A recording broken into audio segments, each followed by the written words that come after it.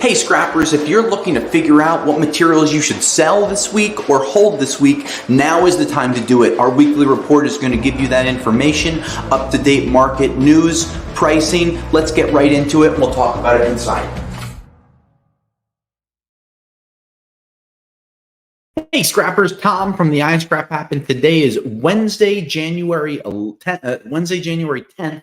2024. I forget what day it is sometimes. Hope everyone is doing well, staying busy. We're going to talk all types of market information, but in the last week, we saw a couple of exciting things. We saw a new app release going out there. So download the app, use the app, report your prices to the app. We fixed a bunch of features that people have been reporting to us or people have been asking for. So check that out online, download it for free on the iTunes store or the Android store. And of course, you can always go on your website, your tablets, on your computer, or your tablets, and see the same information that you see on the go. So you can report your prices, check other prices, and see some of the current blogs that we have. And people have been talking a lot about content that we've had online. So a couple of things that we've been talking about the last few weeks before we get into the different market reports, I just want to go over. We had a couple of videos going out there. One was about the copper mines and how either closing them or opening them affect the different markets. So that was really interesting. And when you get to see and learn about how the mining industry works and how it affects scrap prices, it's one of those things that might not help you make more money, but it might help you understand the industry better, which in turn will help you make more money at one point. So when you're looking at market news, we see people posting things all the time. When you read the different pieces of market news versus knowing about the markets, it just changes things. So when you go online, you'll be able to see the video that we're about to give you a preview of.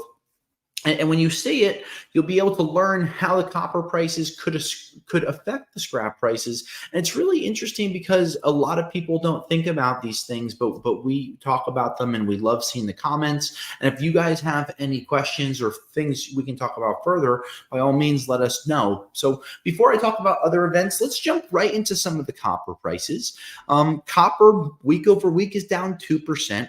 I'd like to say that that's a surprise, but I'm not really surprised, and I'll tell you why. The week between Christmas and New Year's saw copper prices jumping like 12 cents. So you're talking about a short trading week of 3 days with light volumes of trading, and prices went up, which shows me there was, I don't want to say market manipulation, but there's probably a couple of contracts that were either being shorted or were being sold just to close the year out. And that's why we saw that price bump the last week of 2023. 10 days into 2024, we've seen those prices disappear and we're back down to the markets that we saw pre-Christmas. So that decrease doesn't surprise me. Here you can see month over month, we've seen some nice increases on Bear Bright, averaging 307, number one tubing 293. But it won't surprise me going into the end of January to start seeing some of these prices falling a little bit. I don't really expect any growth the first quarter of this year. And quite frankly, I don't really expect much growth for 2024. I mentioned this in the weekly report, but we just aren't seeing a lot of positive economic signs out there. Here's some of the prices on number two, averaging at 277. You can see some of the prices on the right-hand side here, 295, 255, $3, 250. So some pretty nice prices that are still out there going into 2024. But what I look at when I look at the scrap prices and then I kind of forward predict where I think the market's to go, I look at industry demand, I look at interest rates, I look at stock markets, I look at politics, I look at worldwide news. And I read an article this morning talking about the worldwide growth and inflation. While it is coming down, we're still seeing inflation numbers higher than they want, but we're also seeing growth numbers lower than they want. So what does that mean? The economy is not growing, but the inflation is growing, which is outpacing the economic growth, which means that more people are spending money and not saving as much of it. And that's a negative sign, and that goes with home interest rates, commercial interest loans, car loans, borrowing from banks, etc.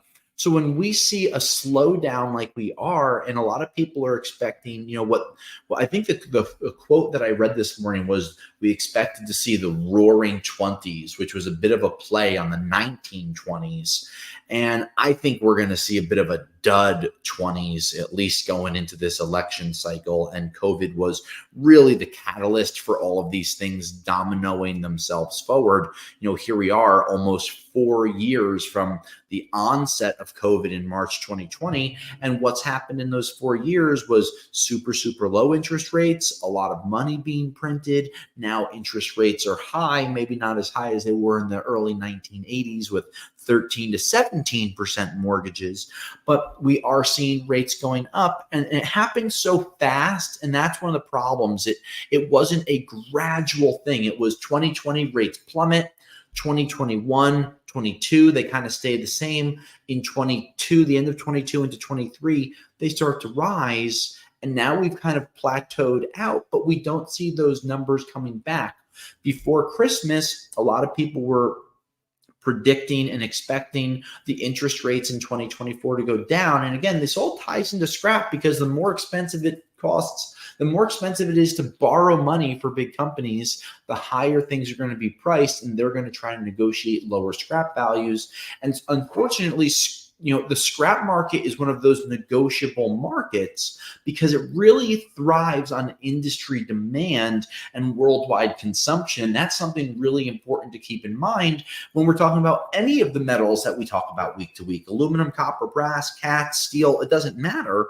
Industry demand, interest rates, consumer demand, and consumer spending, they all come together to make this big, happy economic pie. And right now we just kind of see a flat line for the next few months, if not the balance of the year.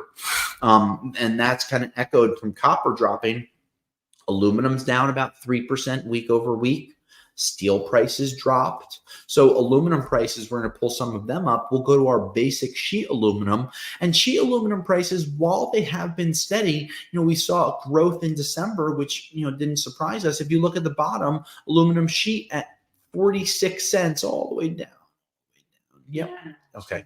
All the way there it is. 43 cents sheet aluminum, 46 cents. And you can see the reported prices on the right kind of reflecting that, 51 cents, 40 cents, 48 cents, 40 cents. So we have a very steady market, but we don't have steady market growth. And you can look here, just another set of prices reported the last few days, echoing what we saw: 48, 47, 38, 40. So it's really important to look at these markets. And when you don't see a lot of growth month over month, it's probably because the demand isn't there. And that's why we started to see a bit of a pullback in January. And I am not going to be surprised to see that pullback continuing.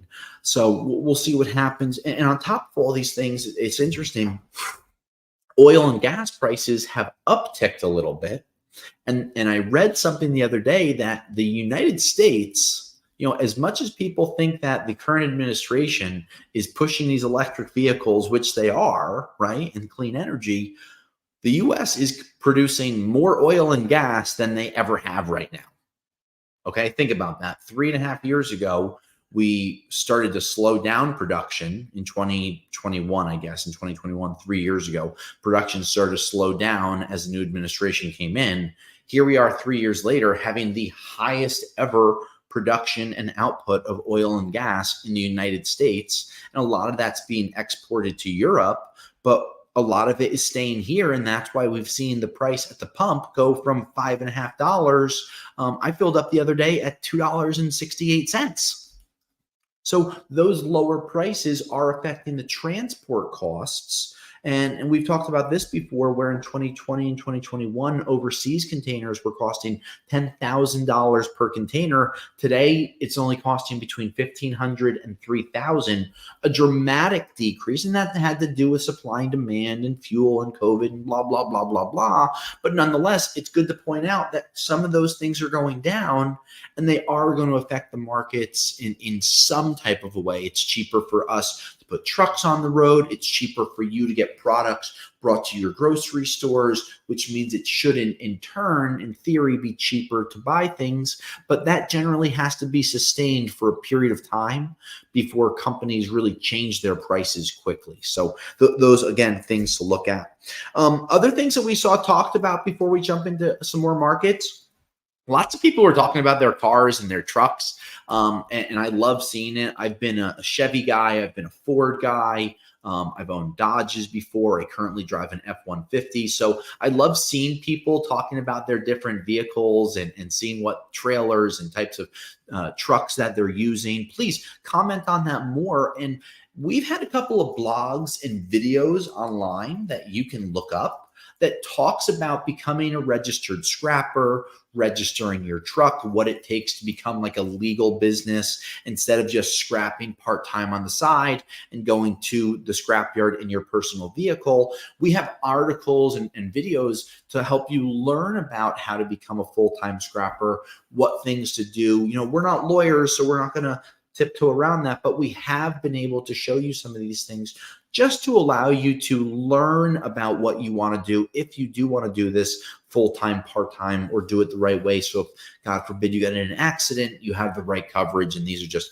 things to talk about. But again, love seeing the trucks, love seeing, the alterations on the trucks. I love seeing guys using trucks they got in scrap, and then they're able to use those scrap trucks to then put them back on the road and make money with them. Those are really cool. So let us know.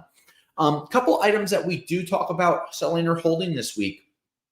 Nickel prices hit 52-week lows again. So holding stainless is really something that I'm going to promote right now.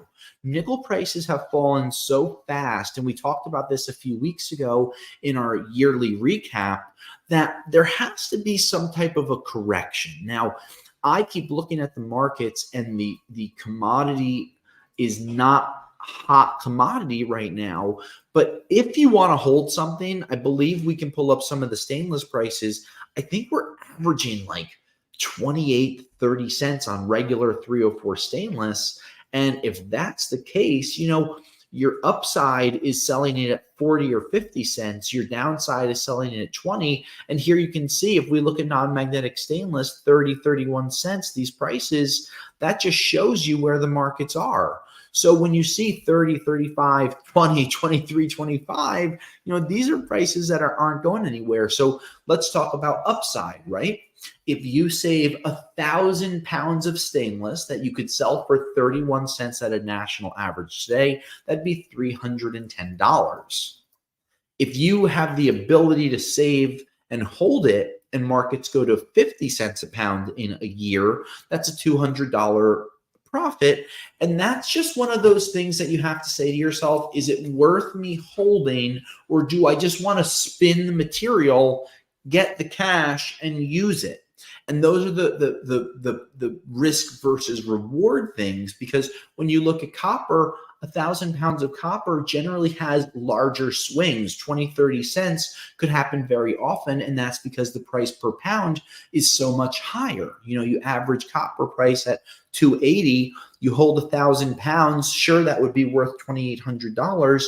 But if you hold it and it goes to $320, there's a much greater chance of copper having a larger swing than nickel or stainless having a larger swing. But these are the metals that we keep in mind on holding and selling right now. I continue to say, sell your coppers, sell your wires, your brasses, your steels. We did see steel prices go down about $5 to $10 last week. And I will tell you, that was unexpected. I talked to 3 different traders Thursday, Friday, and Monday in conference calls, and they all were surprised that steel prices went down. And one of the reasons was the overseas demand for the export markets started to wane a little bit in the first week of the new year. That then put pressure on the domestic local markets in the United States to lower their prices, because if the export demand is down, there's no reason to pay an extra $5 or $10 a ton more. And that's kind of how supply and demand works. That's basic economics 101. So when we pull up, light iron prices, and we see this shred right now, we see 159 a ton. I won't be surprised 30 days from now to see this dropping to 151, 152, but a 159 average, you can look for the last month, still pretty strong overall. We'll pull up light iron prices just so we can see where those markets are. 153 a ton right now, kind of flatlined, and you can see these prices over the last month. But again, stable prices are good, but don't be surprised to start to see some of these markets dropping in the coming weeks. That's really not going to surprise me in any way, shape, or form. We have a new blog out, and it talks about how to move material, and it talks about using dollies and hand trucks. And there's lots of different tools and things that you can get out there. A lot of things sometimes you can buy online, but I would recommend that when you're going to buy tools that you're going to use with your hands, if you haven't already used them before, that might be something you go to Home Depot, Harbor Freight, Tractor Supply, and touch the tools that you're going to use. See how strong they are. We've bought tools at Rockaway Recycling online and been very disappointed, and it's been much better for us to go to the local Lowe's, Home Depot, etc., and touch these tools. But if you look at some of these tools online, you'll be able to see, is this a folding one? And they might not sell that locally, but you can go and see what you like locally and find some of these things. You might want an 800-pound metal hand truck because you're picking up heavy barrels, but maybe you're in a tight space. And if you scroll up a little bit, you'll see a folding hand truck. One more. Yep. You see a hand truck that can come apart and fold or expand. And there's all types of different ones. So you might be able to find something, a tool that you can use in a building that doesn't have a lot of space. There's tools for everything nowadays. And if there isn't, I'm sure you can become an inventor. You can access the list from the app. Right from the app, we have this list on there. So if you're on the app itself, you can go right to the home screen and you'll see some of the blogs and news. And it just gives you a good idea. And if you're looking for other things to look for and learn about, because we know January is generally a slower month, there's a bunch of things that we talk about collecting during the winter, 4 easy ways to scrap and collect during the winter. So you'll be able to see some items and ideas, just to make money on items that you might not be looking for normally. So again, just things to keep in mind overall.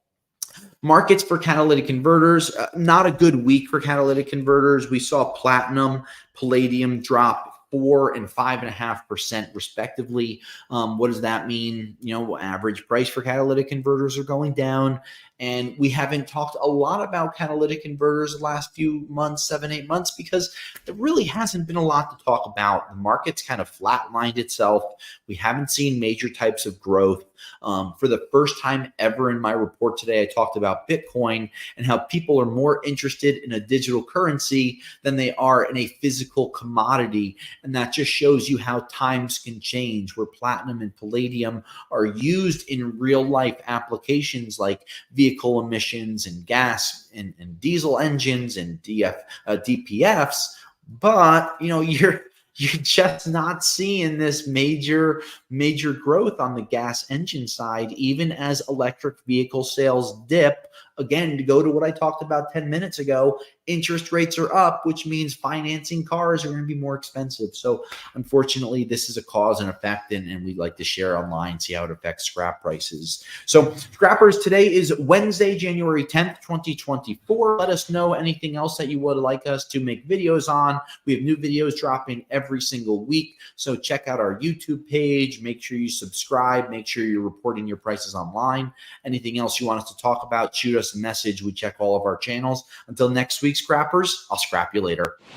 Thanks for watching our video. For $2.99 a month, by becoming a member, you can get access to early videos, member-only videos, merchandise discounts from our store, and priority comments that we answer before answering any other scrappers. Click the link below to learn more. Until next time, scrap you later.